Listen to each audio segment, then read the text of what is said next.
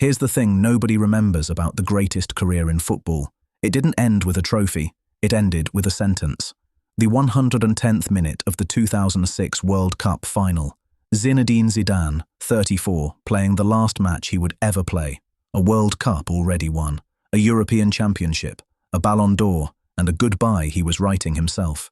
He had already scored, already all but sealed the award for the best player at the tournament. All that was left was to lift the cup. Then Marco Materazzi said something to him.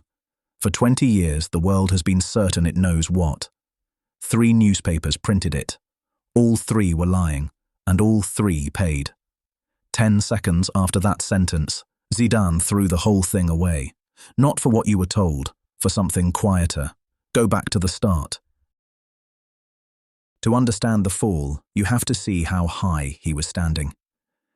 By the summer of 2006, Zidane had already told the world it was over. After the tournament, he would retire. 34, nothing left to prove. And he spent the World Cup proving it anyway, dragging an aging France past Spain, past Brazil, past Portugal, playing like a man who had already decided how his own story would end. Then, in the final, he started writing it. 7th minute, France win a penalty. Zidane doesn't blast it. He chips it, soft, straight down the middle, the most arrogant thing you can do in a World Cup final. Off the underside of the bar, down over the line, and out. In the final, in the last match of his life. The goodbye was writing itself. The golden ball, best player of the entire tournament, was already, in all but name, his. All that was left was to lift the cup and walk away. That was the script. Someone was about to rewrite it for him. His name was Marco Materazzi, and he wasn't supposed to be on the pitch at all. Italy's first-choice defender, Alessandro Nesta, had been injured earlier in the tournament. Materazzi had taken his place, and now he was starting a World Cup final. A hard man, a provocateur, the kind of defender strikers hated playing against, not a star, a foil. And in the 19th minute, the foil equalised. A corner, a header, and the replacement cancelled out Zidane's masterpiece with his own name on the scoresheet. From there, the 2 men circled each other. 90 minutes ended level. Extra time began. And late in it, Zidane climbed for a header that would have won the World Cup outright. And Gianluigi Buffon somehow tipped it up and over the bar, the save he would later call the most important of his life. The perfect ending, denied by inches. Now it was the 110th minute. Both men spent. Materazzi had a fistful of Zidane's shirt, tugging, and Zidane, walking away, said something over his shoulder. Small, sarcastic. "If you want my shirt that badly, you can have it after the game." Materazzi answered. Here's what Materazzi has said, the same way, for nearly 20 years. In France, in Italy, on camera, with nothing to gain by admitting it. He insulted Zidane's sister. Crude, ugly, the kind of thing muttered on pitches every weekend. His own word for it later was stupid. Nothing more elaborate than that. That's not the story the world got. In the days after the final, the papers reached for something bigger. Lip readers were hired. And soon it was everywhere that Materazzi had called Zidane, the son of Algerian immigrants, a terrorist, a racist slur, an attack on his blood and his faith. It made the headbutt make sense. It handed everyone a villain and a hero. One problem. It wasn't true. Materazzi took 3 British newspapers to court.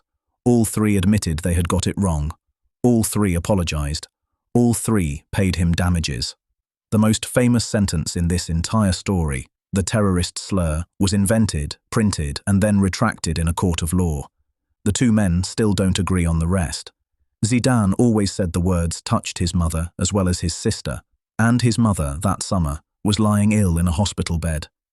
Materazzi swears he never went near the mother. His own mother had died when he was 15.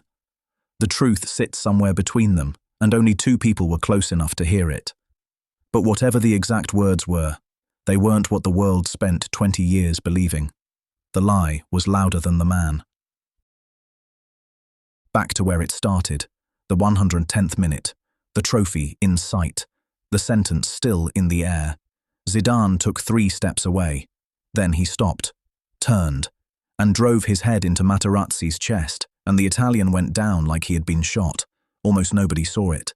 The ball was up the other end. The referee, Horacio Elizondo, had his back to it. No video review. This was 2006. That didn't exist yet. For a few seconds, it was as if nothing had happened. Then the 4th official spoke into his headset. He had seen it. And the referee walked back, reached into his pocket, and showed Zinedine Zidane a red card in the last match of his career. What came next is the picture that outlived all of it. Zidane walking off, alone, down the touchline, and there, right in his path, lit and gilded on its plinth, the World Cup he would now never lift. He didn't look at it. He walked past it, head down, into the tunnel, and out of the game for good. France lost on penalties. Trezeguet hit the bar. Italy were world champions. Nobody remembers the shootout. They remember the walk. Days later, Zidane apologized, but not the way you would expect. He apologized to the children watching. To them, he was sorry. To Materazzi, he wasn't. He said he couldn't regret the act itself because regret would mean the provocation was fair, and to him, it never would be. Years later, he went further. He would rather die, he said, than apologize to the man. Not because he was proud of it, because saying sorry would hand the other man the right. That's the paradox nobody has ever quite settled. Zidane did something indefensible, and he has never once pretended otherwise. But he has also never accepted that he was the only guilty party in that 110th minute. And he left behind a question we have been arguing about ever since. Who's more to blame, the man who throws the punch, or the man who spends 90 minutes trying to make him? The greatest career in football. The last night he would ever play. The trophy right there. And he threw it away. Not for a racist slur, not for the monstrous thing the world decided must have been said. For something smaller, sadder, more human than that. The truth was quieter than the lie. The lie won anyway. Zidane always said the guilty man is the one who provokes. Materazzi says a professional should be able to hear anything and keep walking. One of them is right. Tell me which, and tell me honestly if you would have kept walking.